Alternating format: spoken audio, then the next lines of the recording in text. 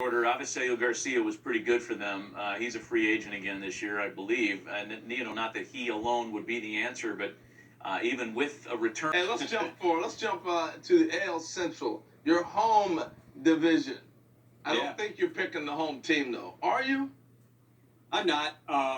This division there's opportunity for teams to advance within this division quickly because it's a weaker division. It's probably the weakest division in MLB. The Indians certainly have some questions in their lineup and perhaps in their bullpen. We don't know, how aggressive they'll be in free agency again this year, of course. So the Twins, monster year offensively, historic year offensively. The pitching regressed in the second half, so they have some questions there, and they have to replenish most of their rotation and potentially trying to repeat that historic offense, which would be difficult to do. So you see this right here.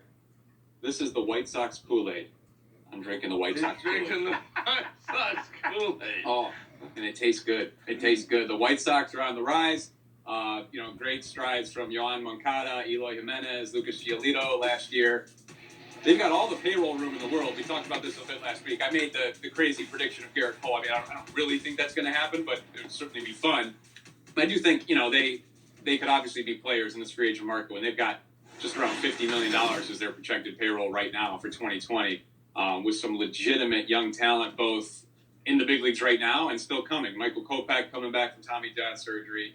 Nick Madrigal next year, could perhaps infiltrate that lineup. So I just like where they're headed in general. And again, it doesn't take much in the AL Central. The Twins had 84 losses in 2018, go on to win the AL Central. So if a year ago I had said the Twins, you guys would have thought that was crazy. White Sox lost 89 games last year. I go back to the Atlanta Braves, 2017, lost 90 games, if I'm not mistaken, and then won the division the next year. So it can happen.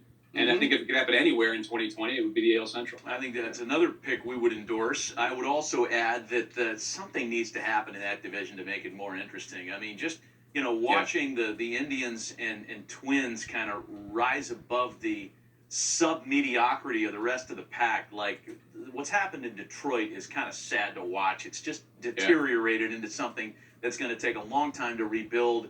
The Royals with Mike Matheny coming aboard might